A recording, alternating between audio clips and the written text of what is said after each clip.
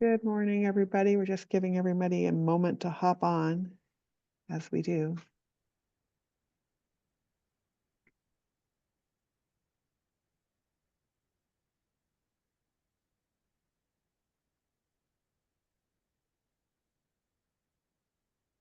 I always like to give people till like a minute after because, technically you're still on time if it's 10 a.m.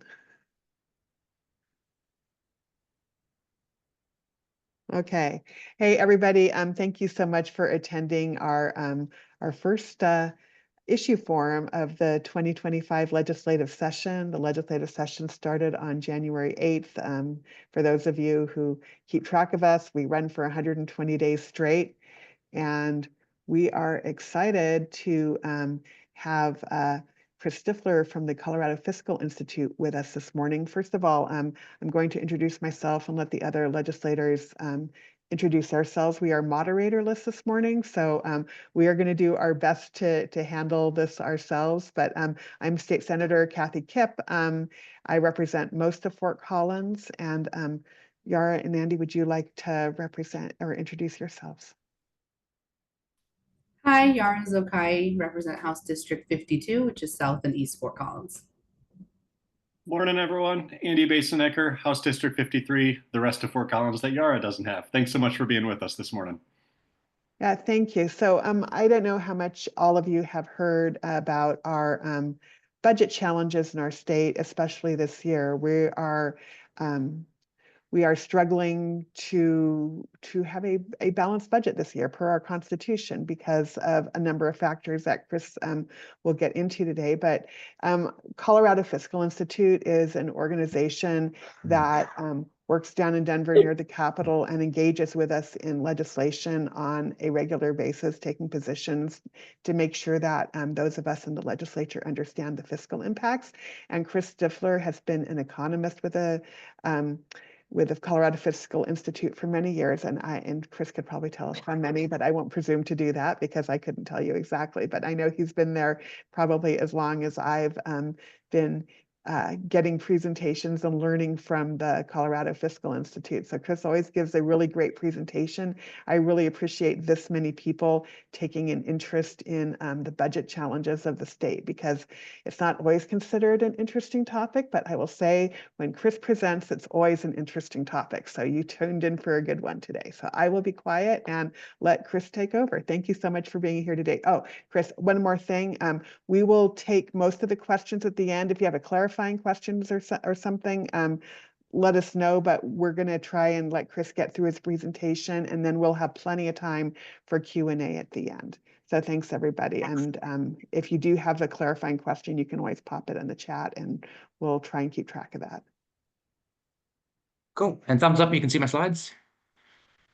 All right, sweet. Thanks for the invite on a snowy Saturday morning here. I'm going to talk about a little bit about the budget shortfall, kind of this paradox of like the last several years, we were giving back billions of dollars in Tabor rebates. Remember, we got $800 back or $750 checks mailed to us several years ago. We had significant Tabor rebates 2 years ago. And now we're looking at a $750 million shortfall in the budget as legislators are going to write next year's budget. So next year, fiscal 25-26 budget. So I'm going to explain how that is. What's the deal with your Tabor rebates? What's the deal with your property taxes? A little bit of how that impacts your schools and your school budgets and some history there. And then this is because of the change in administration at the federal level. Normally I kind of avoid talking about the federal level because it kind of stays on autopilot. But now we're looking at much more focus on how our budget shortfall as a state could be exacerbated by what changes at the federal level. If we lose cuts to our own Medicaid budget or maybe our SNAP or food stamp budget or even money that we get from our education budget from the feds, it's really going to be backbreaking for our state budget to try to compensate. And so here's basically your state budget. When we're talking about the state budget, it's almost $44 billion. There are three big sources of funds in our state budget. I'm not selling cars. The three biggest sources of generally, we focus when we talk about the state budget, we talk about the general fund. That's generally where all our taxes go. So you pay income taxes, you pay your state sales tax, that goes to the general fund. That's where we most focus our attention. That's where we most focus how we write the budget. But there are other sources of funding that impact the general fund, and that's cash funds. The simple version of cash funds is you should think fees. If you ever hear cash funds, you should think fees, direct fees for direct services. So a good example of fees that you pay in the state are car registration fees. When you have a driver's license or a registered car and a vehicle in the state, you pay car registration fees, and those go to roads and bridges. There's a direct connection between your fee and what it gets used for. You can't fee a driver and then use it to pay for schools. Okay, that's what the general fund is for. The other chunk I normally gloss over is the federal chunk, but it's $12.5 billion. And that's the one we're focusing more on lately because we're expecting some cuts to the federal funds that flow into this state. If you break out those federal funds, 72% of them go to Medicaid. So that's your health care for low-income populations, disabled populations, low-wage workers, Medicaid budget. About $800 million goes to schools, another $800 million or so goes to our human services budget. So our, your SNAP, your food stamp budget. That's the slice of the federal funds we're really worried about having been cut, will be cut in the future from the feds, and we won't have the money to replace it. But here's basically our state budget, and that's the general fund. That's all the taxes we pay, basically 2/3 sales income taxes and about 1/3 sales tax. So all our taxes go to the general fund. Sales tax are a little bit more complicated because we have pretty high sales tax because the sales tax are local sales taxes. So the portion of the sales tax when you buy something and you buy something in Denver, you're paying 9.15%. That goes at Fort Collins, you're paying 7.4%. 2.9% of that rate is what goes into the general fund. That's our state sales tax. The rest goes to cities, counties, special districts. If you're a transportation district, like here in Denver, 1% of my sales tax goes to pay for the road for the RTD, which is our light rail and our buses. If you want a little hack, don't buy your ski goggles in Winter Park. Winter Park has the highest sales tax in the state. I know all these sales tax rates, so I was changing my rotors in my truck yesterday. So I purposely drove to the auto zone that's in Jefferson County in Littleton because that saves me about 3 or 4% when you're buying $200 rotors. A little hack of the economist is knowing your sales tax rates. But the 2.9% goes to your state into the general fund. And then from that general fund pie, legislators write the long bill every year. Basically, they write the state budget. Here's what the state budget looked like last year. Or think of it this way. For every dollar you gave Colorado in income taxes, 29 cents went to schools. 32 cents went to healthcare, and you're talking mostly Medicaid. Don't confuse that with Medicare. Medicare is a federal program. Once you're 65 and older, you get health insurance through the federal program. Medicaid, we're talking about disabled populations, low-income children, low-income adults with kids, low-income adults, people in our nursing homes. They're on Medicaid. And so that's now the biggest chunk of our state budget, our general fund pie, is Medicaid. For the last several decades, it's been K-12. It's been schools has been the biggest chunk. And I find that interesting. I don't know if you find it, well, I find it interesting. But this is the first year in like several decades where the Medicaid chunk is now outpacing, is the biggest chunk of the general fund. And schools is the second biggest. And then you have your higher ed gets about 11 cents of our tax dollar. Our human services budget gets about 8 cents. Our corrections get about a nickel of our tax dollars. And our courts get about 4 cents. Notice very little of our general taxes go to transportation or go to our roads. Our primary funding source for our roads is our fee that we pay when we put a gallon of gas in our car. And that's like about 25 cents. That's the primary funding source, the fee-based for roads. Sometimes we give some money for roads from the general fund, but typically it's the big 5 and really the big 2, really. It's schools and it's our Medicaid. That's what our state budget's doing.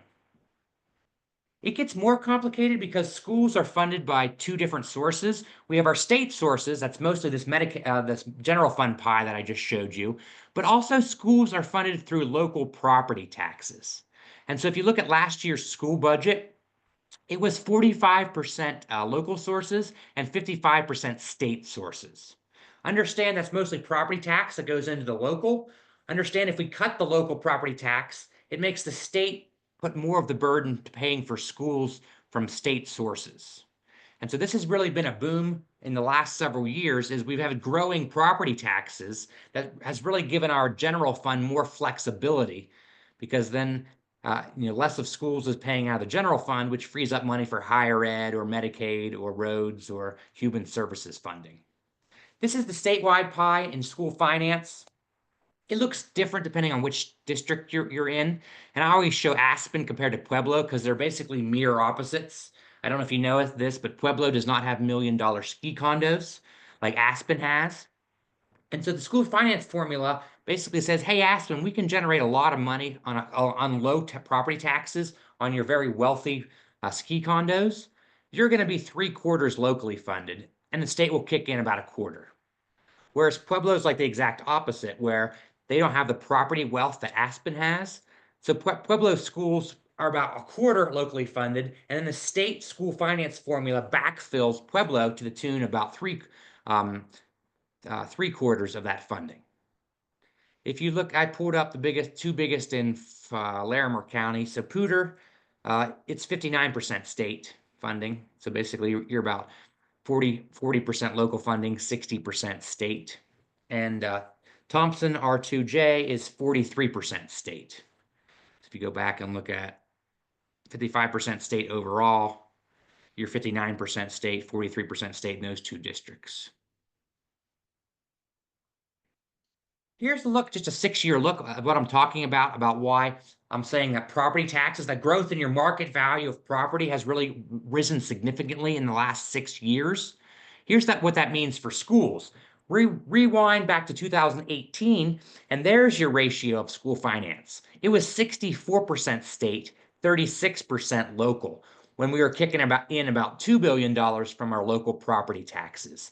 Now with the giant growth in market value of our properties, now we're kicking in almost $4 billion in local property taxes. And that allowed us to fund the school finance formula much more from the local portion. Understand how that frees up then general fund flexibility for other parts of the state budget that get general fund dollars, because more of schools are being paid for by the local side. Here's your timeline about understanding school finance. If you really had more time with me, I'd really bore you with a detailed dive into Gallagher and the school finance formula and Amendment 23. But here's my Cliff Notes version. So I talk about this paradox about if you look at data, we're always like the second highest educated state. If you look at like percentage of our population that has at least a college degree, we're always just behind Massachusetts. So we're a super educated state, but if you look at where we rank, we suck at paying for schools. If you look at our teacher rankings, we're some of the lowest as far as teacher pay, starting teacher pay. If you look at our per pupil ranking, we're always in like the bottom 10 of states. And so explaining this paradox, you kind of have to understand how we constitutionally change our budget. We have a bunch of constitutional amendments that impact how much money we give to schools and how big our state budget can be. If you really want the Cliff Notes version, I tell this lecture back in 1982 when Blondie was topping the charts with Call Me and everyone was wearing leg warmers. In 1982, we passed the Gallagher Amendment. Basically, the Gallagher Amendment restricted how much money we could collect on residential property. So it basically restricted how much money we can collect from the local side of things for schools. Fast forward 10 years, and we'll talk about Tabor in a second, but Tabor comes into our state constitution in 1992. It restricts our ability to raise revenue, among other things. It also puts that cap that I'll show you in a second. Our school finance formula, we haven't updated it for 30 years until last year. So basically, we were running our school finance formula, how we weight at-risk students, how we do the cost of living across districts, how we drive money to the 178 school districts across Colorado. That hadn't been updated since 1994, okay? We recently updated it in a bill 2 years ago, and I'll talk about that in a second. But to also set this conversation, we had a thing in our Constitution added in 2000 called Amendment 23. It basically said, let's prioritize education in the budget, and we'll keep up money funding to those Amendment 23 levels to get us caught back up to the national average in per pupil spending. Okay, so then jump to 2009, we hit the Great Recession. We big housing, subprime mortgage crisis, people lose their jobs, they don't pay income tax when they don't have jobs, they don't buy stuff. So our sales tax drops off when we hit a recession. We were basically $1 billion short in 2010 because of the recession. And we invented this thing called the negative factor, later to be renamed the BS factor, or budget stabilization factor. Basically, our Constitution said, here's the level we want to fund schools at with Amendment 23. We don't have that level. We're about $1 billion short. So we're going to invent this thing, this accounting trick called the negative factor, that basically was a negative pot of money we gave schools. It legally allowed us to comply with the Constitution, but basically we cut schools. And for 15 years, we were cutting schools because of this negative factor. And then fast forward to 2024, we got this new school finance formula to implement. Okay, here's your negative factor. Basically, this is an accounting shortfall of where we would have been funding schools if we actually fully funded them at Amendment 23 levels, what voters said in 2000, and then the level we actually funded them at. And so that's the difference. We were up $1 billion in several of these years. In the last, since 2020, we finally paid back that negative factor. Basically, that meant was we tried to catch back up to inflation plus per pupil growth. And last year was the first year in 15 years where we fully funded our school finance formula. So after 15 years, an entire generation of students went through from kindergarten all the way to college, basically, and never were fully funded at Amendment 23 levels. Last year was a big moment where we fully funded our school finance formula. And I'm going to argue that this is in jeopardy now with the budget shortfall that we're looking at this year. Okay? To fully set that conversation about budget shortfall up, I want to remind you what TABOR does. So TABOR is the Taxpayer Bill of Rights constitutional amendment we added in 1992. Basically says you can't raise taxes without a vote of the people. No tax can go up. No income tax, no sales tax, no marijuana tax, no tax can go up without a vote of people in the district. So if your sheriff wants to raise your property taxes to pay for additional sheriff, you got to go to a vote. If your fire district wants to raise your property taxes to add more EMTs and more ambulances, you got to go to a vote. If the state wants to raise the income tax to better fund schools, you got to go to a vote. Okay? So it requires a vote for taxes to go up. TABOR also limits what types of taxes we're allowed to have. It specifically outlaws certain types of taxes. So we can't have a graduated income tax. Like most states have a graduated where they tax rich people at higher rates. We have a flat rate. So I pay the same flat rate as Bo Nix. Everyone pays 4.4%. TABOR also sets election provisions, tells us when we vote on taxes, how we vote on taxes, what the ballot language has to look like when we vote on taxes. And then finally, TABOR caps how big government can grow each year. So TABOR says there's this cap. This cap grows by inflation plus population growth each year. So if prices go up 2% or 3% and population goes up 1%, that cap can then grow by 4%. And then all that we collect in taxes and fees has to stay below that cap. If we collect more in taxes and fees than that cap allows, that money above the cap gets to return to us in the form of TABOR rebates. So here's the chart I'm showing with my arm and my elbow here, where that top line, black, the dotted hard line black is the cap that grows by inflation plus population each year. And the bars represent the taxes and fees that are subject to that cap. You can see those TABOR surpluses labeled in that yellowish color. That's the point of when the bar got higher than the cap. All that money in that bar had to be returned to us in the form of TABOR rebates. This is $750 checks mailed to us in 2022. This is why we got almost $800 back when we filed our taxes in 23 or in 24. For tax year 23, we had significant TABOR surpluses in the last several years. Think of that as the bar growing faster than that cap. Well, now, these were historically large TABOR rebates. Just to give you an idea, here's the history of TABOR rebates since TABOR came in. We gave $3.7 billion back, basically in 2 years, in tax year 22 and tax year 23. The previous largest TABOR surplus before that was $941 million. So we basically gave historically large, four times as large as they've ever been. We have nice Tabor rebates to give back to taxpayers, but understand we can't keep that money in the state budget to pay for roads or schools. It has to go back to taxpayers. And so Tabor actually doesn't say how you give money back to taxpayers. If the legislators want, they could run a bill and said, we're going to give all the Tabor surplus money to economists whose last name is Stifler. They could actually do that. But Tabor doesn't actually say how we return money. So if you look at the history of Tabor, there's been like 24 different Tabor rebate mechanisms. We've changed them over the years, but basically on the books right now, we determine how we give that surplus money back. The first in line is the homestead exemption. This basically funds the property tax break for seniors and disabled veterans and Gold Star spouses who have lived in their home, lived in their home for 10 years, and they're over 65. They get a property tax break on their property taxes. We fund that out of Tabor surplus dollars. And then if you look back in 2022, a big chunk of the money we returned via direct payments. Those direct checks we actually sent people in August 2022 of $750 per taxpayer.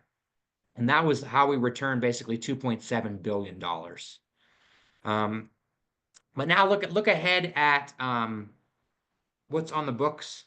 We gave back basically $3.7 billion 2 years ago. I used that $800 to buy skis.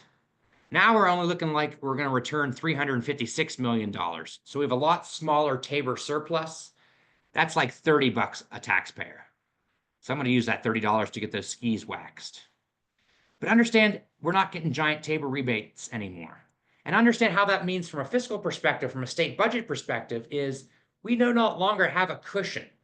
When we had giant Tabor surpluses, if we hit a recession, it didn't mean we had to cut schools like we did 15 years ago. A recession just meant the bar fell and our Tabor surplus fell, so our Tabor rebates fell. It didn't really eat into the general fund. Now that $356 million is well within margin of error, basically, or forecast error. So any slight reduction, slight recession, slight slowdown in the economy could mean even bigger cuts to the state general fund. Okay. Also understand how property taxes are calculated. I just focus on the state budget and state Tabor. Property taxes, one thing you need to know is property taxes are all local. They don't go to the state budget. It's all local funding. It's your local school district. It's mostly your county budgets. And then it's your special districts like your libraries and your fire protection, your ambulances, your EMTs, and your firefighters. Those are all locally funded. Also understand that you don't pay property taxes on the entire market value of your home. You first multiply it by the assessment rate. It's currently 6.7%. And then your mills are the fancy word in the property tax world for your property tax rates. You pay mills up there for your Poudre School District or your sheriff or your fire district or your county, Larimer County budget. Those are mills that are determined locally. The assessment rate is determined statewide. And really, what I showed you, why schools benefited from higher property taxes, it's not because the rates went up. It's because the market value. Your $300,000 home was $300,000 in 2015, and now it's worth $600,000. That's why the property tax bills have gone up significantly in the last several years. It's not the rates, it's the market value. And legislators have actually cut the rates. It's cut that 6.7%. It used to be 7.15%. So we've passed property tax cuts at the state level. It's your property value that's gone up that's driving higher property tax bills. And it's basically been the perfect storm. We reassess property every 2 years. Here's the Case-Shiller index. It's just a fancy way of bragging I'm an economist and I have these fancy indexes. The Case-Shiller just measured property tax, property values. When we reassessed the last 2-year assessment rate, it basically captured all the growth. It basically was time to capture all the growth. We stopped reassessing those 2 years in May 2022, which is basically right at the peak of housing prices in Denver. So we basically, our last reassessment period really captured all this growth. And that's why people were sticker shocked at their property taxes in 2023. But understand how that's really benefited our school budget. And so this year we're looking at bad news. Basically, we have more money than we had last year. But basically, once you factor in, we have to every year how we have new students, we have inflation, we have new clients on our Medicaid, we have new prisoners in our prisons, we have new higher education students in our colleges. Basically, when you factor in caseload growth, inflation, other things on the books like general fund reserve and capital requirements, we basically need an extra $1 billion at least more every year, more than that. We don't have that extra money. And that's the general fund, the budget shortfall people are talking about. It's anywhere between 600 and 800 million. I've been using 750 million. Basically, we're about $750 million short in our budget, next year's budget, of keeping up our state just with caseload growth and inflation. So just keeping our budget even, we're $750 million short, which is tough for budgeters this year and legislators because they got to figure out where to cut $750 million in our state budget.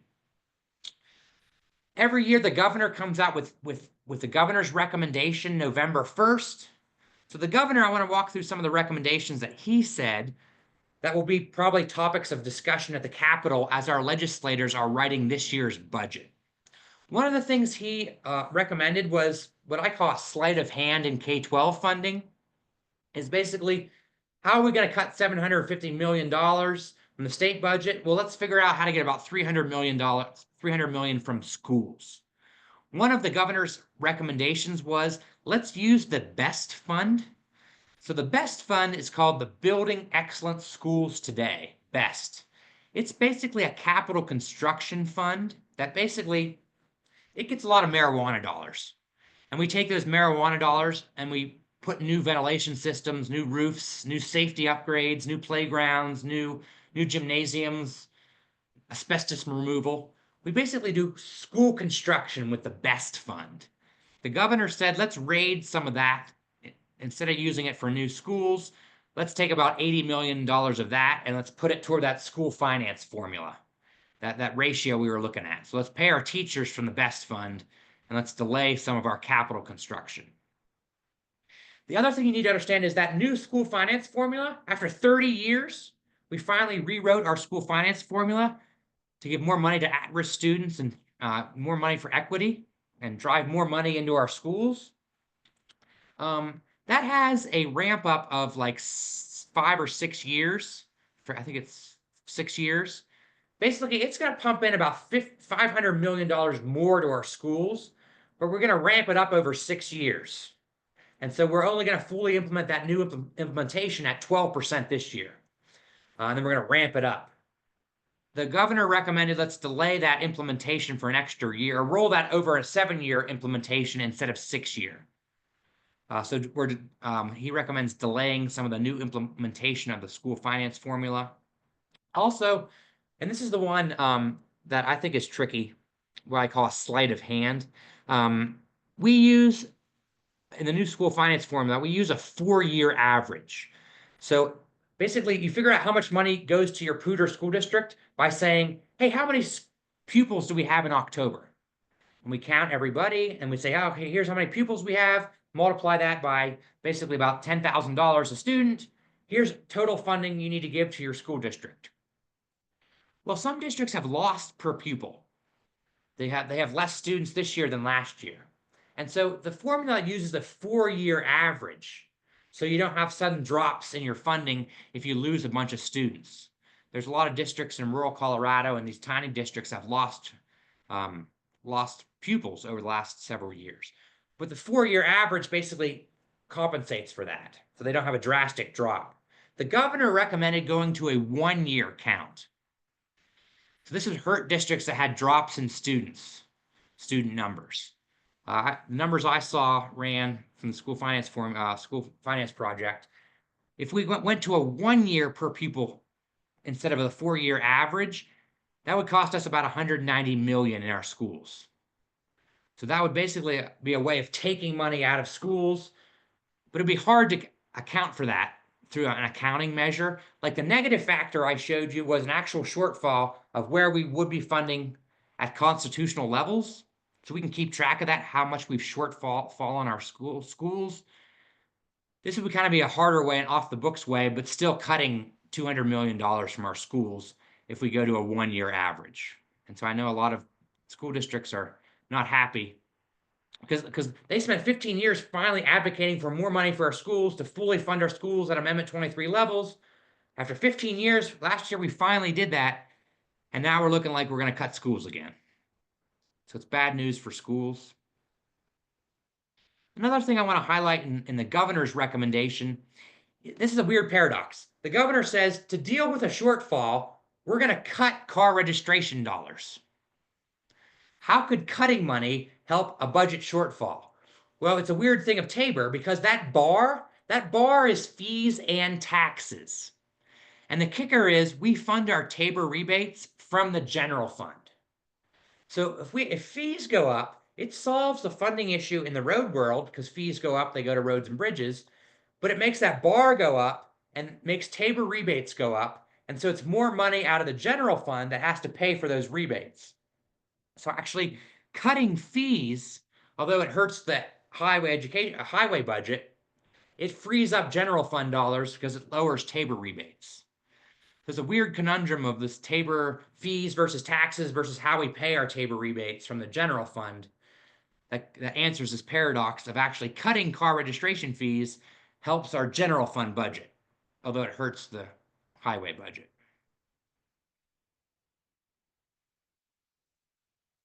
Also want to highlight, we do have a nice savings account, and this will be a discussion at the Capitol, is do we dip into our general fund reserve? Basically, we have 15% of our general fund set aside as basically a rainy day fund for a recession or a slowdown or a shortfall.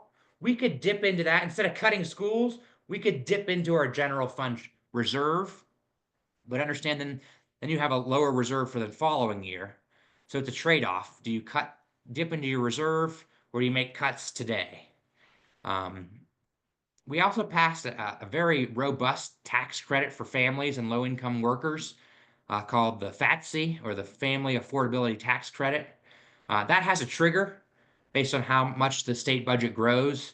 It looks like it will trigger on next year. So that's great news for middle income, low income families that make between like $40,000 and $50,000 with kids. We have a very, very strong earned income tax credit, one of the biggest in the country. So that's good news for working low income families. The one thing we voted on, I want to highlight quickly, is Prop 130. Remember all those 14 ballot issues? We voted on amendments and propositions and X's and letters. We voted on a bunch of stuff in our November ballot. The one thing that has the biggest general fund impact is Prop 130.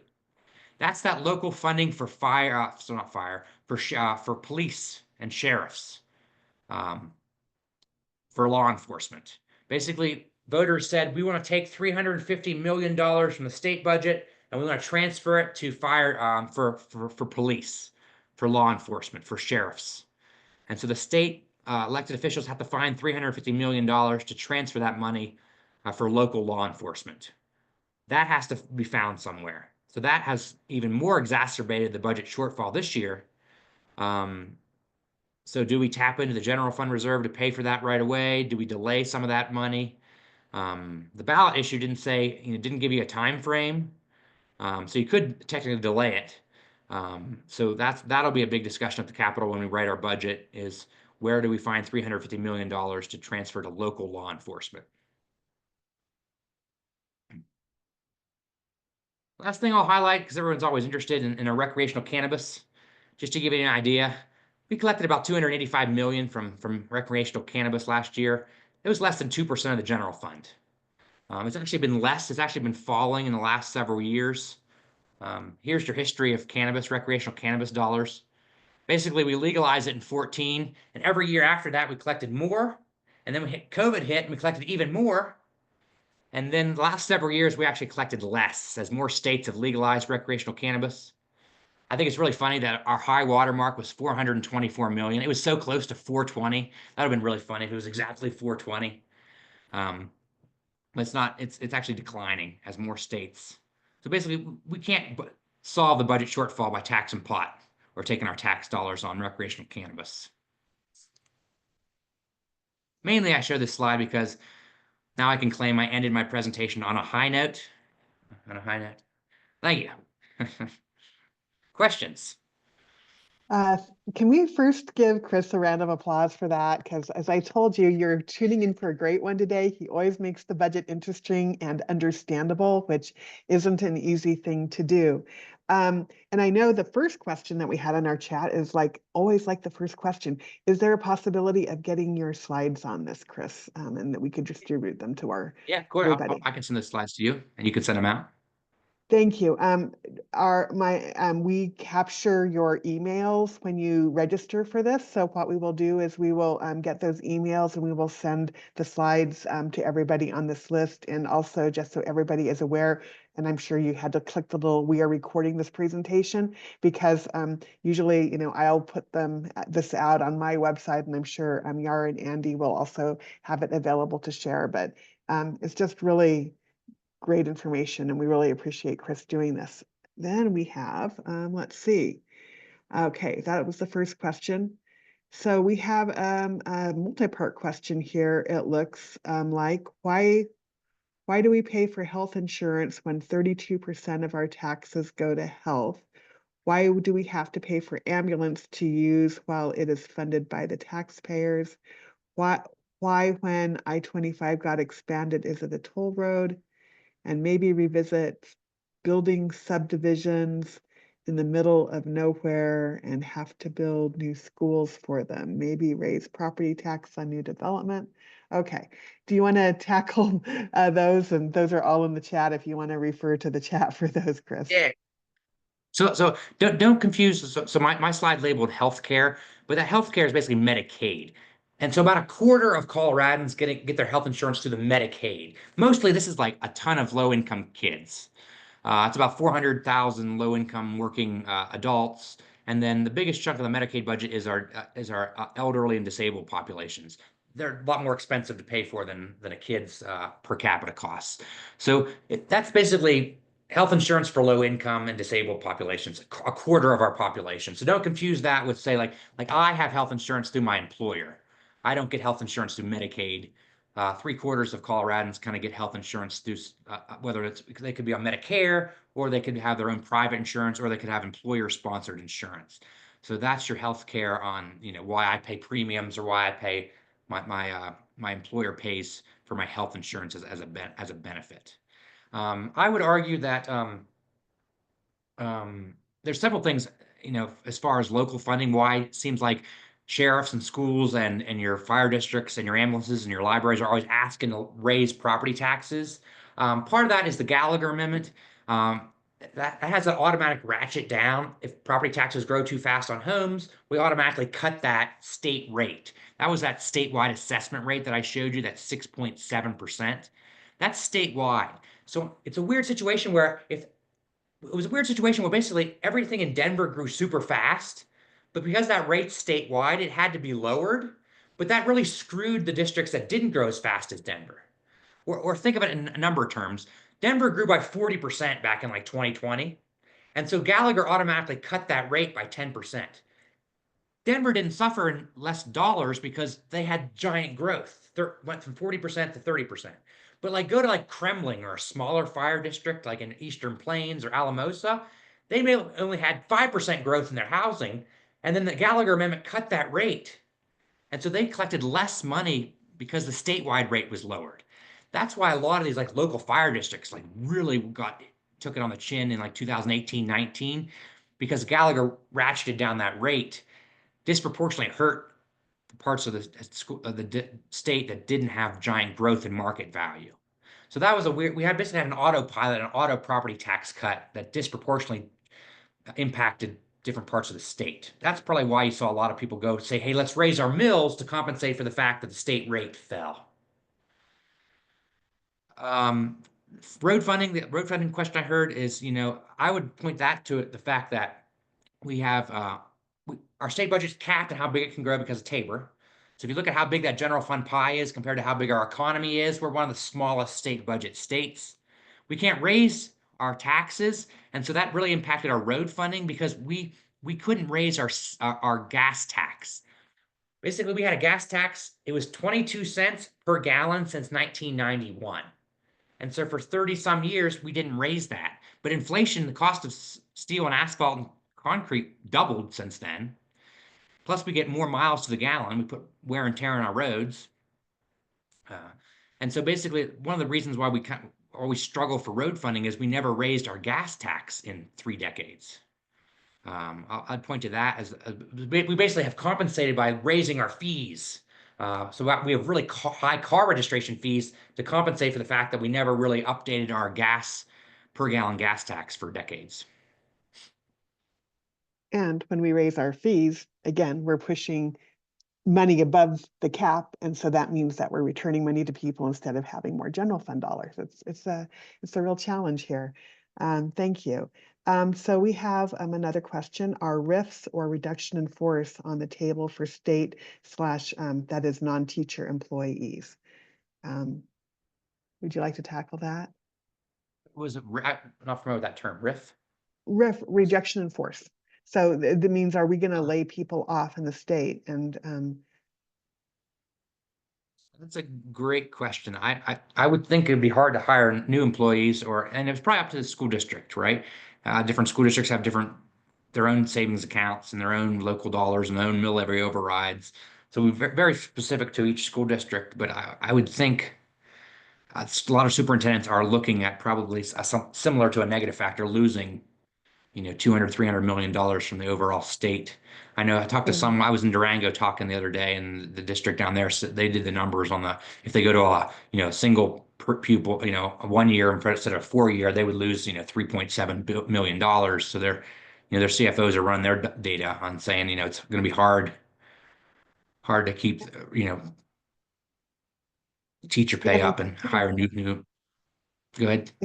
Sorry, I think this question is about state employees as opposed to non-teacher employees, and I do believe that the state as a whole is still we have challenges hiring people, so I think we are not looking at reducing our number of employees because we are already understaffed. And Rep. Basenecker, did you want to weigh in on that? Oh, thanks, Kathy. I think I was headed in the same place. I think just given the number of vacancies that a lot of our agencies have, I think CDOT being a really good example of that. Probably the first place I'm guessing that most of our state agencies go is simply to not hire for some of those vacancies or figure out where there's redundancies in that regard as opposed to laying off folks. But it's really an agency to agency discussion. I also think there's honestly places where additional staffing is required that ultimately does help us with the budget shortfall, even though, to Chris's earlier point about how can reducing a fee increase or increasing a fee reduce, vice versa, I think it's a good conversation to have, but a lot of our folks run at pretty high vacancy rates even right now. Yeah, no, thank you. And then we have a suggestion of putting more taxes on alcohol, gambling, et cetera. And do you want to take that, Chris? I mean, Coloradans have frankly never met a sin tax they didn't like, right? Yeah, it's interesting. There's not much squeeze there. I mean, to squeeze out $750 million, like you'd have to consume 4 times as much pot as we're doing now, at least, and then give it all to our shortfall. Now, we have very low wine and alcohol taxes. Beer tax hasn't been updated since like 76. Wine hasn't been updated since like 86. I understand sales tax updates because if your tick tax go up, the 2%, the prices of tick tax go up, your 2% sales tax goes up.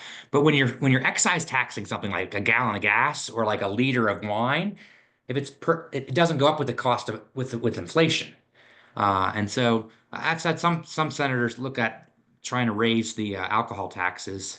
But it's like we get like $40 million from alcohol, from like beer taxes. So to fix the shortfall of $750 million, you'd have to 30 times the taxes on beer to make up that. It's just not as much, it's not big enough. And can we just remind people that if we do want to tax things, and one reason the tax rates have fallen so far behind is that we have to take these things to a vote of the people, right? And while people have been willing to do things, for instance, like tax cigarettes to pay for, universal pre-K, things like that, it's still a really big challenge because people want to know how the money's going to be spent. And if you're just adding it to the general fund or something that people don't understand, it's a much tougher sell. The next question, is it possible to move to a graduated income tax rather than the regressive flat tax? Split that provision off from Tabor. Chris, would you like to take that? Yeah, and I would bet that's what we see on the ballot in 2026. This is, I mean, I always talk about the Dillinger quote. Remember they asked Dillinger, why does he rob banks? Because that's where the money is. If you want to raise money in the state, the income tax is where the money is. I mean, it's 2/3 of our general fund. It's $13 billion. To really make a change in more revenue to the state, it would be the income tax. And that's really what polls best. What you could do is Tabor says there's a prohibition against the graduate income tax. So what you have to do is basically say, let's strike that line in Tabor, and then let's go to a two-step or a three-step. If I had to bet, that's what we'll see on the education community and some other people, the care community, wrangles together in the next year and puts a graduate income tax on the ballot. What I would guess, and if you're trying to pass something at the ballot, get at least 51% of the vote, what you do is you lower the rates on like the bottom 80%. So like go to like 4% for everyone, and then the rates go up after like you start earning like $200,000, and then you really tax millionaires. The polling, I mean, that's basically how you pass something at a ballot. You'd have to gang up on the millionaires. But I would bet that's what would be on the ballot in 26. I think But that's again, you a have to go good to a vote bet. for that. And yeah, and I will just say that again, Coloradans are always willing to go and tax somebody else so long as it doesn't affect them personally, right? That's sort of our history here in Colorado. We have a question for our reps. CSU is the largest employer in Fort Collins by a wide margin. This is a key local issue, but Colorado is currently ranked 42nd in the country for public higher education funding. More budget cuts will likely mean higher and higher tuition costs for students and more cuts for faculty and staff. Any hope for trying to protect higher education funding this year?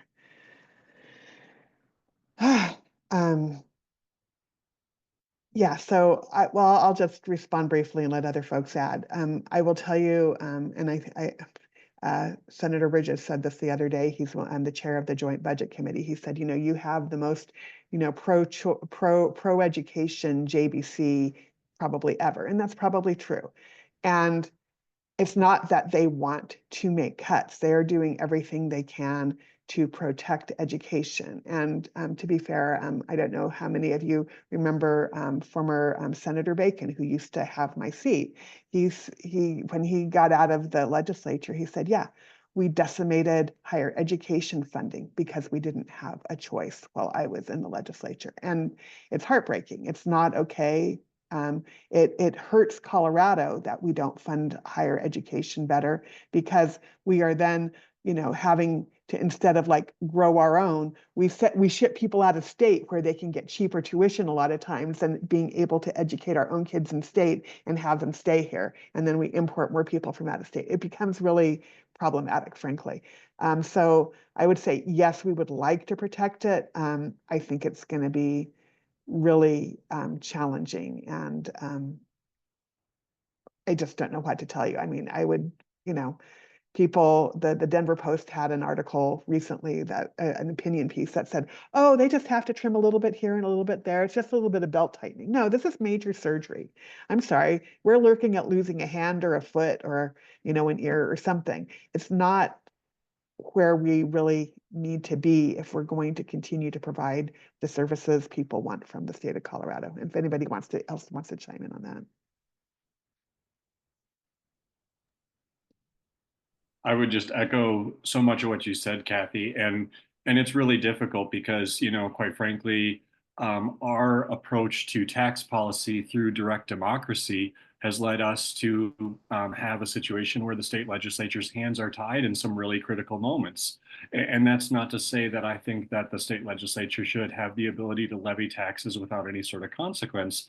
But what happens is, because we've decided that this is the model through which we will fund our state, and the tax policy that undergirds so much of what comes into those conversations we have to have at the state level, we are without option when it comes to all the things that are so important to our communities. I mean, it's not just higher ed, as Chris mentioned, it's also providing healthcare for kiddos and folks with disabilities. It's funding our roads. It's the ability to fund K-12. It's the ability to make sure that we can meet state climate goals. I mean, all of these things have a nexus in issues that are so critical to folks in our community.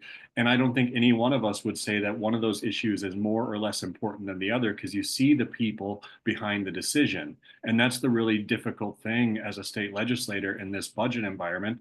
And I would just say that direct democracy doesn't work in tax policy any more than it works in wildlife management. You see the consequences there too, right?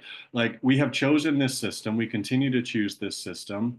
And you know, as someone with law enforcement in my family, I deeply support our law enforcement and the job they do every day. However, it's really difficult when you get handed an unfunded mandate and then you have to say that $130 million is going to have to come from somewhere, but we're not going to be the deciders of where. That's the state legislature.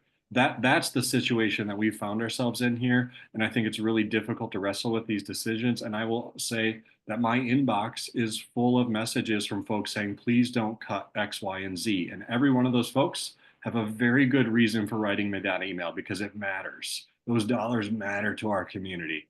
And so, in as much as I'm committed to supporting and maintaining higher ed funding, I'm committed to it on all those other fronts, but I just know that it's going to be painful. It's going to be hard. And what keeps me awake at night is the folks who will face the detrimental impacts of those decisions we have to make because of a budget situation that the voters have long approved. I would just say that because we've done something for a long time doesn't mean we have to do it forever. And I think the time has come for us to look at why we are having to make these decisions and the policy that undergirds the unfortunate cuts we're going to have to contemplate. And I'll just add that the other thing our Joint Budget Committee chair said the other day is, referring to all of us, it's like, you all are going to really hate us at some point during this session. It's just a really miserable place to have to be, and I'm sorry about it.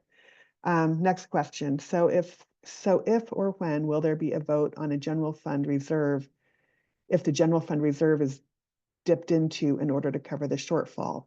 And out of all the things the general fund covers, does education have the biggest shortfall? Chris, do you want to take that? Yeah, let's say it the other way. Biggest shortfall. It's easier to cut schools, unfortunately, because like Medicaid's on autopilot. Basically, it's an entitlement program. If you qualify for Medicaid, we got to pay for you. And plus, we get matching dollars from the feds. So for every dollar you cut from state Medicaid, you basically lose another dollar from the federal match. So it's really hard to cut Medicaid in that sense. That's why, you know, colleges tend to be the ones cut and schools tend to be the ones cut when we hit a shortfall, because we respond by raising tuition to compensate in higher ed. So basically, you know, there's not much, it's hard to cut Medicaid, is what I'm kind of saying. And that's why schools typically get cut. So as far as the vote, what will happen is, so right now, ever since right after the election, our Joint Budget Committee members were elected or appointed by their respective caucuses. And so we have 6 members of the Joint Budget Committee, 3 from the House, 3 from the Senate, 2 from the majority party in each chamber, and 1 from the minority party. That means we have 4 Democrats, 2 from the House and 2 from the Senate, and 2 Republicans, 1 from the House and 1 from the Senate on the Joint Budget Committee. They have been looking at the governor's budget. There's a whole process. So the governor has to turn in a proposal on the budget. And remember, that's just a proposal. And our current JBC is really pretty good, I think, at fighting back on, you know, on things that the governor has asked for and making them be justified, because it shouldn't just be, the legislature holds the purse strings. So November 1st, the budget gets introduced and we have elections and we know who's going to be on the budget committee. They start doing meetings. They've been in continuous all-day meetings really ever since the election. We got a December revenue forecast. Fortunately, that looked better than the September revenue forecast. We will get another forecast in March. They will continue having their meetings. Depending on what the March forecasts look like, that will sort of mark that budget goals that we have to reach, that the joint budget committee will have to reach. And then at that point, we go into our budgeting process where the JBC will finalize the budget. They will send it to the House and the Senate, and we will say, hey, could you do this or that? And honestly, there's not going to be a lot of wiggle room there, where there never is. And then everything will come out the other side. So really probably early April is when those final decisions on what that budget looks like will be. And I hope that helps. I will continue on if that's okay. Let's see, if federal funding for Medicaid gets reduced significantly, are there ways Colorado can modify some parts of the Medicaid program to lessen the blow across the board for all Medicaid recipients? Chris? I don't know. I'm not a Medicaid expert. I'll weigh in that there's very few things we do above the federal minimums. Like one thing we pay for is prescription drugs, and we pay for in-home, like what's it called, physical therapy. But so we could cut those, but unfortunately, the budget analysts say they save money because when you get in-home physical therapy, you're less likely to go into a nursing home faster, and then you're really expensive. And then of course, when you're not taking your medication, people get sicker. So you could do that. That's not really a long-term good thing. I don't know how you actually cut the budget. I'm not a Medicaid expert, unfortunately. Whether Well, you I will can just require higher copays or lower the rate, how you qualify it and the property rate. I'm not sure how that works. yeah, so yeah, the legislature has added, things, and we should cover this or that as a state. But I guess the other place that we have widgets that we can adjust are things called the provider rate. So if somebody is getting services from Medicaid, then we set the provider rates as a state. And that's one of the things that's really contentious right now, because the governor's proposal wants us, I believe, to hold steady on a lot of those and not increase the provider rates, which, by the way, have been under for a long time. That's why if you have Medicaid, it can be really hard to find a doctor or medical provider to get the treatment that you need. So I know that the Joint Budget Committee folks have really been pushing back because they understand that this is an issue. And the whole Medicaid thing, if I can just digress for a moment, has been a really huge problem, because during the pandemic, we were, in order to continue receiving federal money, we were not allowed to disenroll people from Medicaid. That meant the number of people we were serving on Medicaid went up.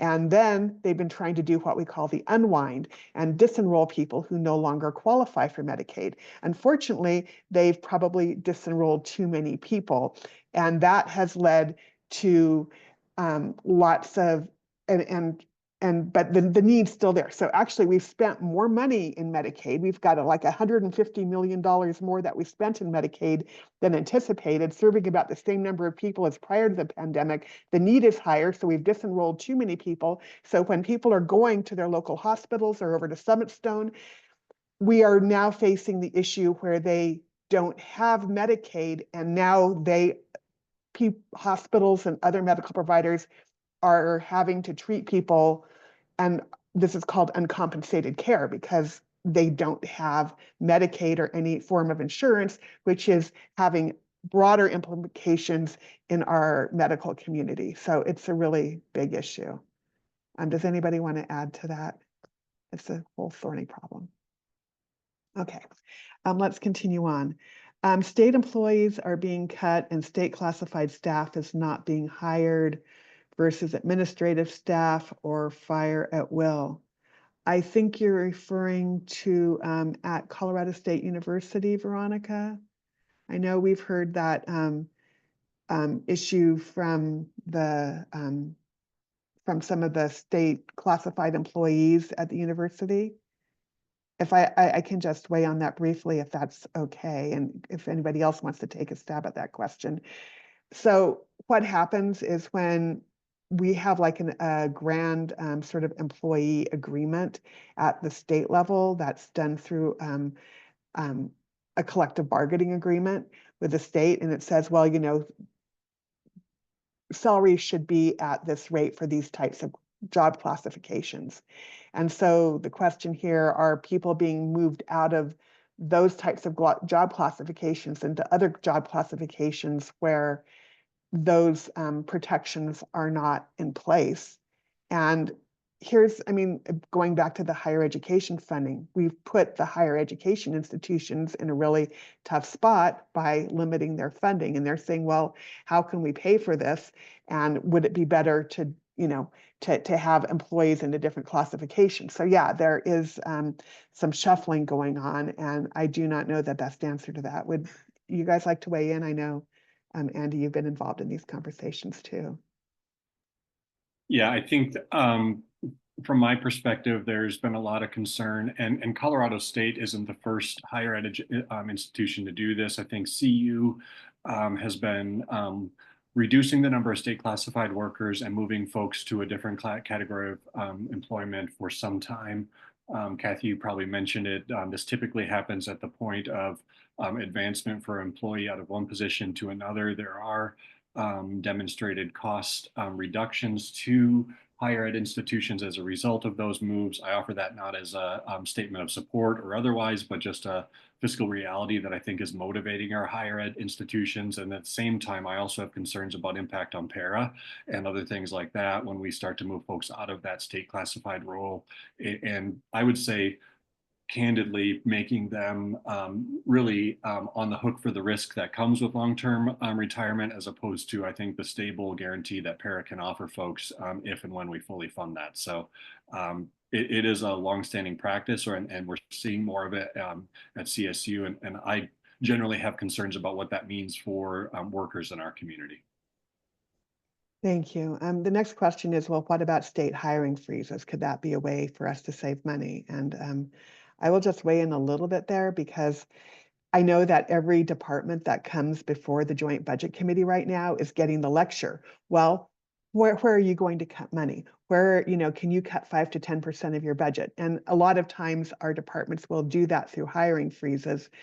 Unfortunately, there's only so much you can do when it comes to hiring freezes, especially when we're like already understaffed. And consider also, you have to think about these things very holistically. As we have our Public Employees Retirement Association, if we have fewer people paying in, that means that it leads to more long-term unsustainability for that system, which there were bad decisions made a number of years ago, fortunately, before I was in the legislature, that we're trying to still recover from today in terms of the long-term sustainability of the para funding. So yeah, we can do some of that, but it's not going to make up the whole thing. Andy, go ahead. Thanks, Kathy. I was just going to chime in as well that I think, you know, there has to be, I think, a thoughtfulness about how we do this, because there are investments that actually have a pretty high ROI in terms of state revenue and what it means for the long-term economic benefit of our state. Investments in OEDIT, for example, Office of Economic Development and International Trade, when we see there's dollars invested in OEDIT can often return at a really exponential rate that can really overall help our budget shortfall and budget situation. Things like film festivals, while it seems like fluff on the top, can actually be a huge economic driver for our state and certainly for different regions.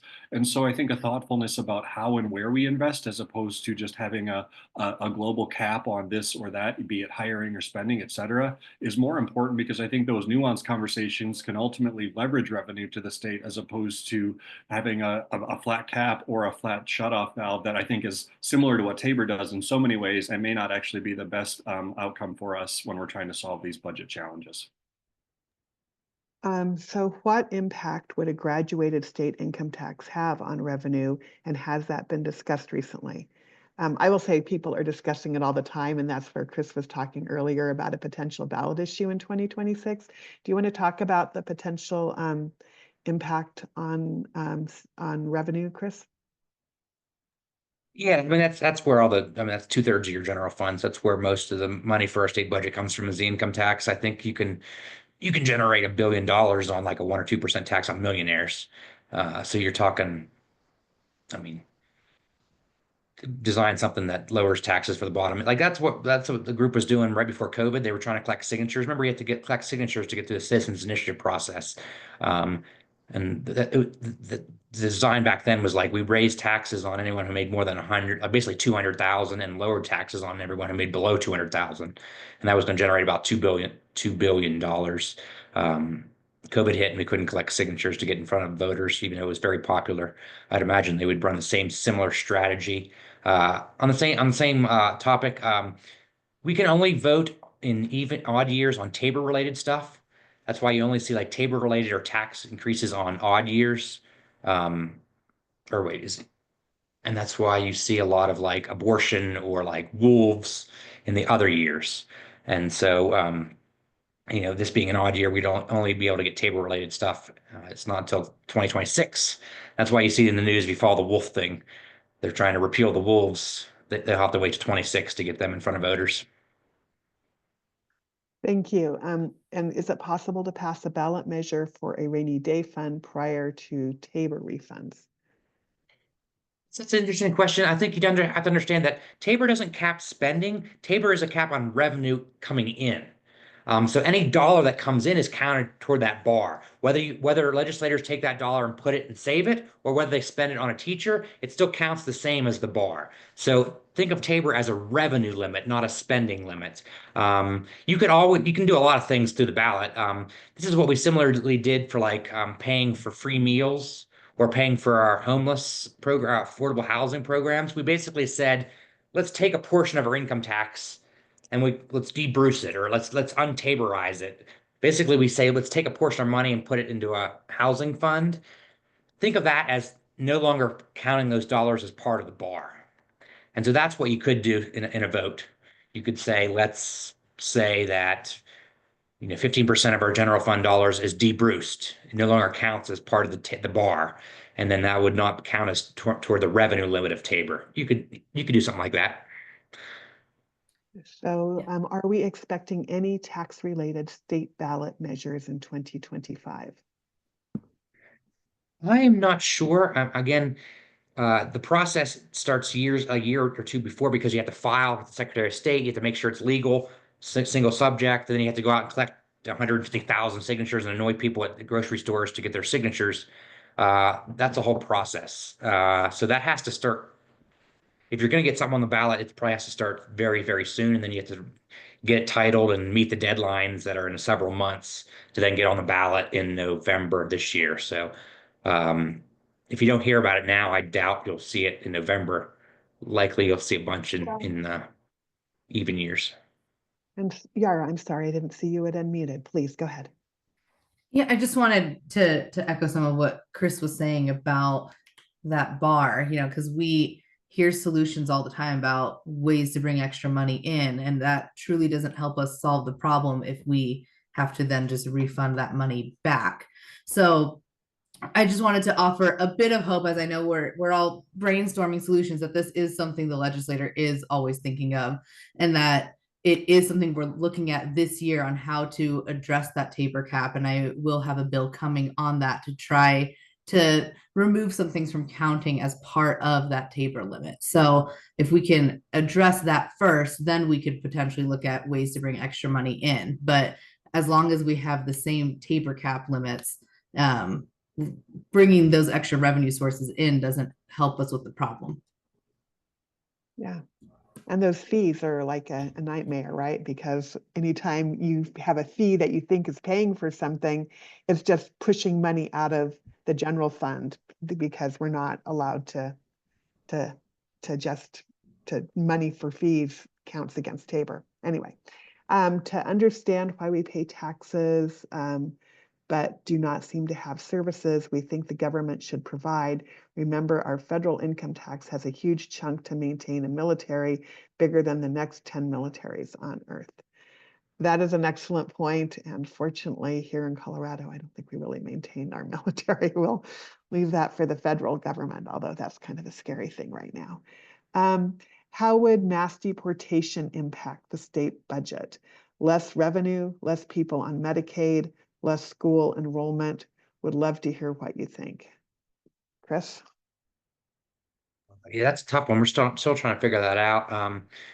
The reason why we had a lot more students, we actually had a lot more migrants enter our schools since, the governor of Texas was busting them here into Denver last year. We were expecting like a 4,000 student drop in our number of per pupil. And we finally got the numbers, and we actually had 97 more students this year than last year.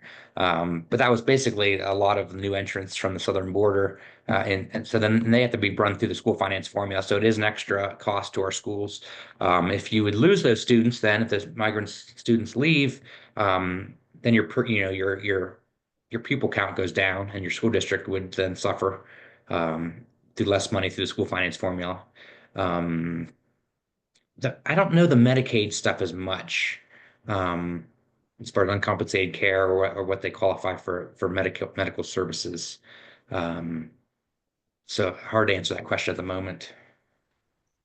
And I will just add that the benefit to our state economy from the undocumented people working in our state is really much larger than people understand, right? So there is many times people come here and they take jobs that other people in our state are not willing to do. And so it's really typically a fallacy that it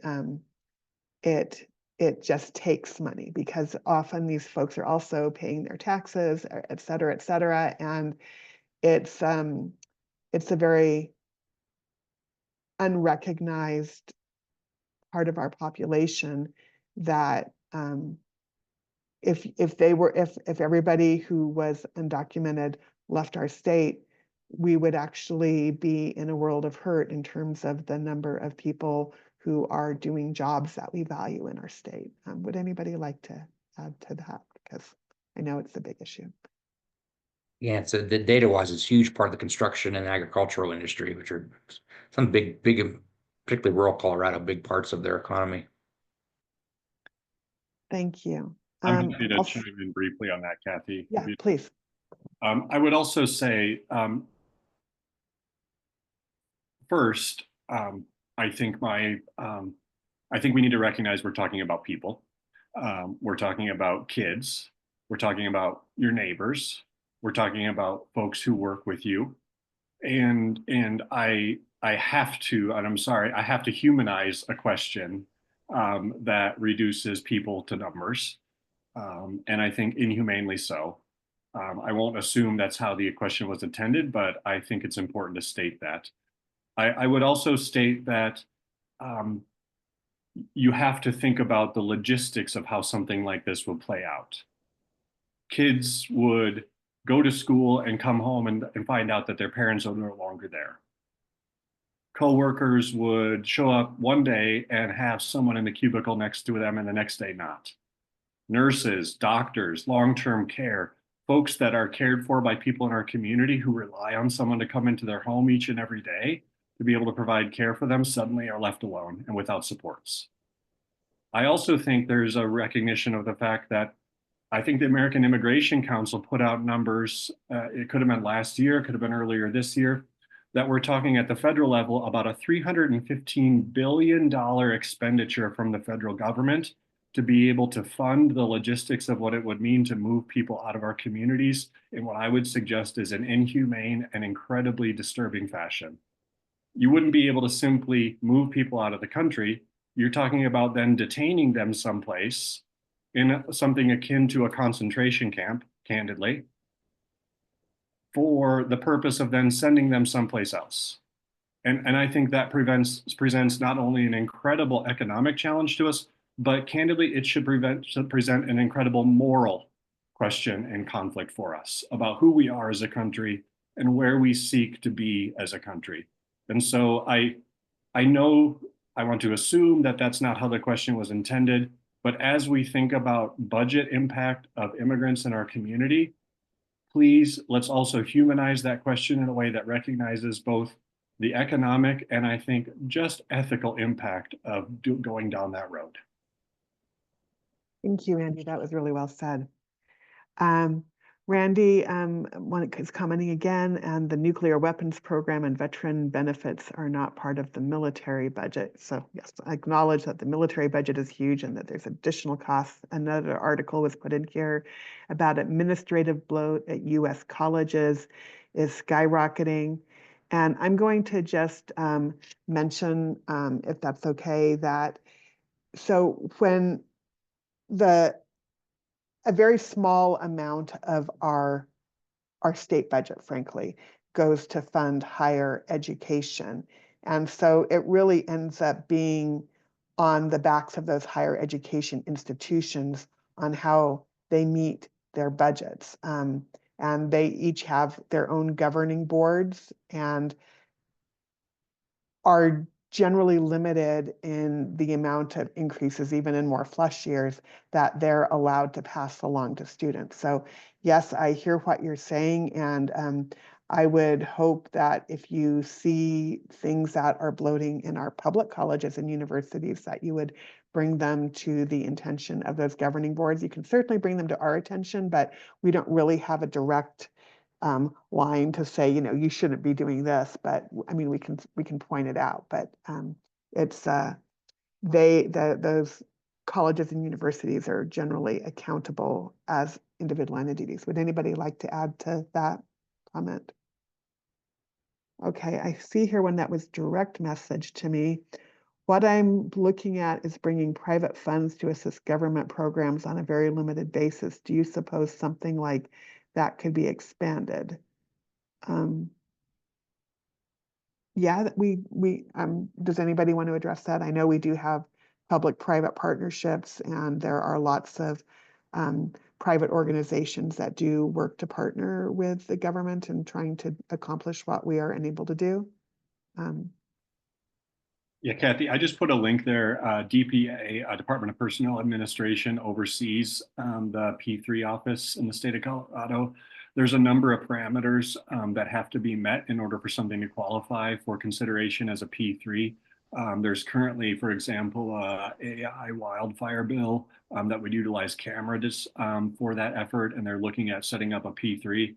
I could be wrong, but I think P3s actually do need to generate revenue. So I'm not sure, Chris, what that means in terms of the overall budget impact of a P3 and if it has a Tabor impact or not. But it is an interesting conversation to have. And I think that that link gives you an opportunity to dig through current P3s in the state and some of the qualifying factors that would need to be met. Okay. What happens if the feds cut Medicaid contributions? Well, they're going to have a whole lot of people mad at them. Chris, would you like to take that for us? Yeah, I think it's a similar question. It makes us, I mean, we're already dealing with our own shortfall. It means we have to find it somewhere else or perhaps it in higher provider rates or people don't get health insurance. I mean, I don't know how else to answer. Is it the provider rates that get raised or I don't know. I'll defer to any other Medicaid experts. Yeah, and say we are going to end up with a lot more uncompensated care in Colorado. It's going to be terrible, and it's going to be throughout the country. And hopefully, the number of people who will impact in both red states and blue states will keep the federal government from making any drastic actions that will affect so many people. I will speak to that. Typically, you know, if you have smaller budget Republicans that don't like government, but then they realize that most of their economy in Leadville or these rural districts or rural hospitals that are really dependent upon the Medicaid budget. It creates interesting bedfellows, typical small government versus different people. So, I mean, we're trying to put more pressure on our federal delegates to say, don't cut Medicaid, don't cut food stamp budget, because we can't absorb it here in Colorado. With so many new people moving to Colorado, people are not aware of Tabor and how it impacts our state. Has there been any discussion about an information campaign around Tabor? I know Chris can address that because I remember attending a presentation a few years ago many years ago, where what was it? You guys did a poll and it found out that most people thought Tabor was like a shopping center down in Denver. Yeah, that's one of my jokes. So yeah, about a third of people know what Tabor is, and a handful of them thought it was a shopping mall. If Yeah. I'm in Leadville, it's a baby doe Tabor joke there. But yeah, most people know what if they know what Tabor is, it's because of those giant rebates we got back. And so the most people think Tabor is just your rebates. And so it's a super hard messaging campaign to say let's give up our $800 checks mailed to us. So it's a super hard sell. That's why you have kind of two camps. One camp says let's not try to go after Tabor. Let's just try to go to a revenue raising table, and let's just raise the graduated income tax. Let's get $2 billion more for our schools and roads and our state budget by changing our flat rate income tax to a graduated rate. There's another camp that says let's go after Tabor, but again, it's super hard to pull. I mean, even nibbles at Tabor were very unsuccessful at the statewide level. Several years ago, we voted on Prop CC that basically said let's get rid of that cap. Let's keep everything else in Tabor in place, but let's get rid of the cap and all the money stays to schools, higher ed, and roads. And that got like 34% of the vote. Very hard sell to voters, particularly now that they know Tabor as a shopping mall or my Tabor check. And so that's why I make a whole career explaining this complicated crap. And the next question is very much related. It says, I think we should vote on a Tabor repeal, even if it fails the first time. It's obviously the problem, and we need to have a conversation about it as a state.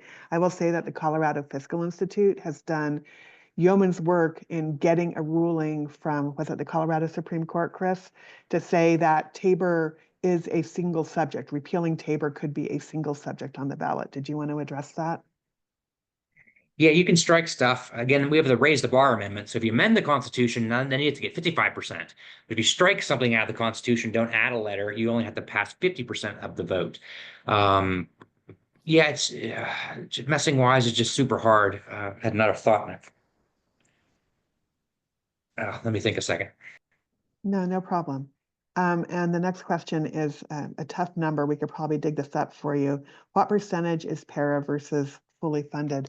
So para says they are on the track to being fully funded. A lot of that is coming from, oh, I'm sorry, Yara, you unmuted. I apologize. I didn't mean to step on you. Oh, no, you're fine. I mean, we don't have much time, but I was just agreeing with Angie. People don't know what Tabor is. The three of us spend every town hall, I think, talking about it and working to educate folks about it. And I think the issue I run into is that, mistrust in government, and we're trying to explain what Tabor is and essentially saying that we need to be able to have the folks you elect to represent you be able to make these decisions, and combating some of that mistrust that's out there and explain something that's really complicated. But it's certainly something that I think Chris, Kathy, Andy, and I do all the time, try to educate on this. Go ahead. And it's really helpful to have you on our team, Yara, because you're a tax attorney, and that's really helpful. Sorry, Chris. The other thought I forgot that escaped me was it's very hard to get stuff in front of voters. You need about $10 million to collect signatures, to get campaign ads, YouTube videos, yard signs.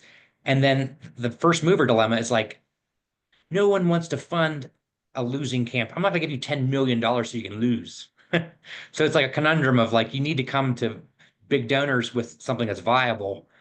No one wants to bet on a loser. So that's another, people think it's easy to get something on the ballot. It's not.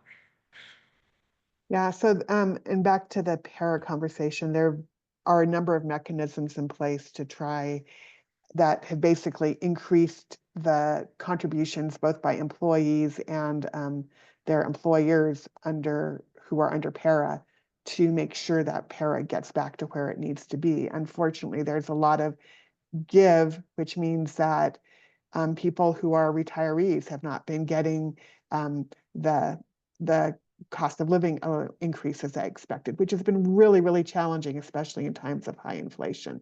So they tell me they're on the road to funding, but we're still have more years of these inflated contributions to para. And I don't know if anybody else would like to comment on para while we're here.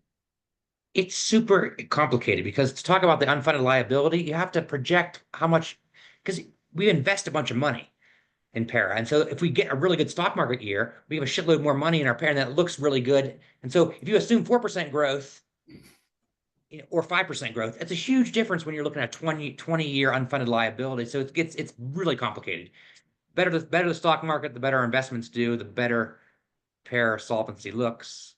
The worse you assume the stock market does, but then you're projecting something in the future, so it's super hard. There's a comment in here. I'm going to try and get through as much as I can quickly because we are within 5 minutes of ending. But our governor and congressman should bring up the unlimited funding to Israel, more than $25 billion last year alone. They could have spent that money on states to support police, healthcare, roads, and schools. Unfortunately, we have very little sway with the federal government, especially now. Mike says under Bush W, Colorado saw large decreases in Medicaid funding. Thank you. Yes, over 90% of new home construction is staffed with immigrant labor. Home building would grind to a halt without immigrant labor. Yes, thank you for that.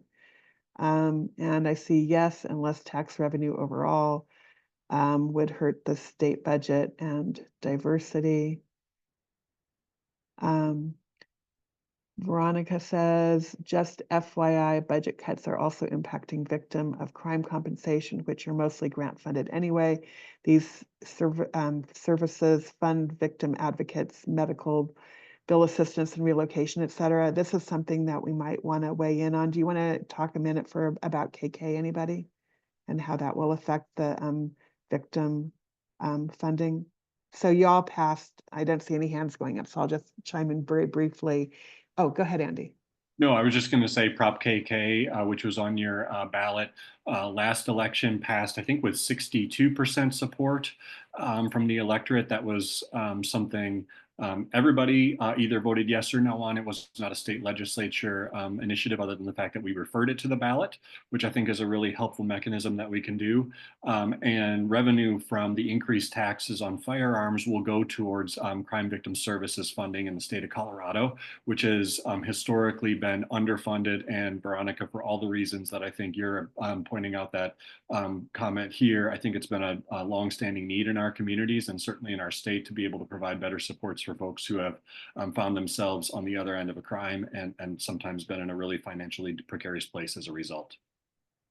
Thank you. The next comment is well-deserved. Excellent presentation, Mr. Stifler. Thank you so much, Chris. This is a really excellent conversation I think you spurred.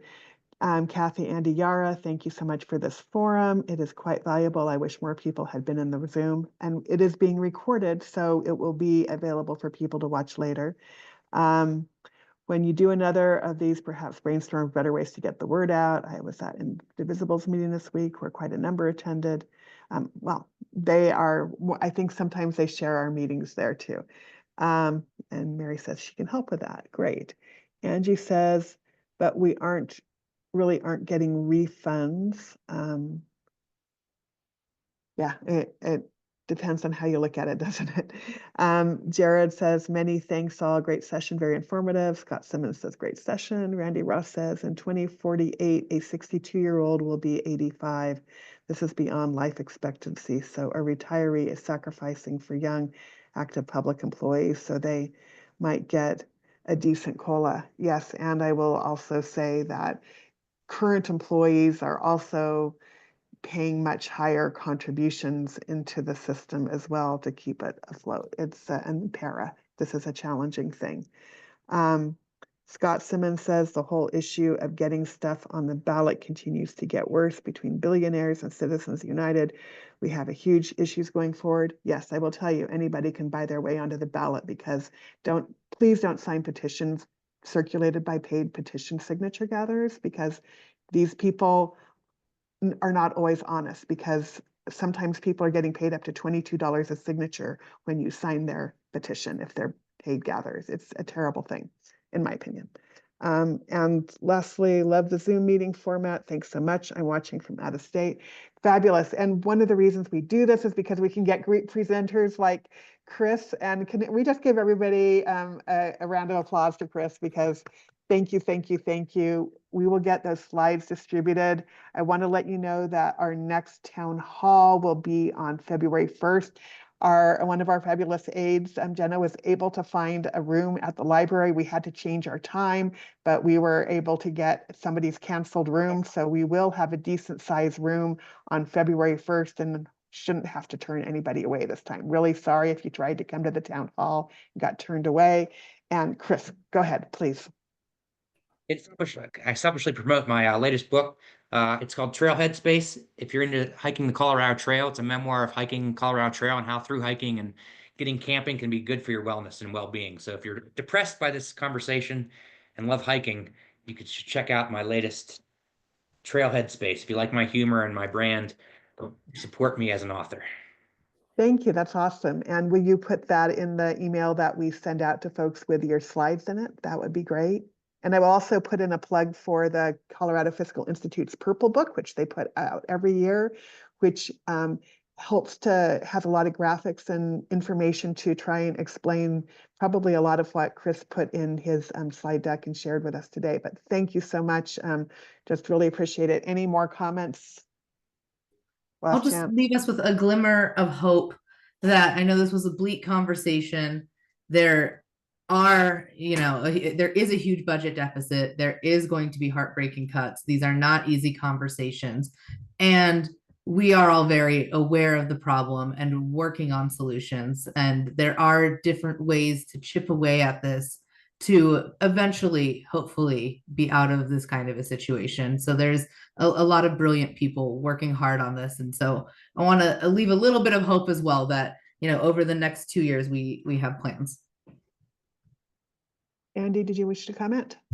Okay, well, thank you everybody for your questions and comments. This was a great conversation. Thanks to Chris, and just really appreciate everybody's participation. We will see you soon. Take care.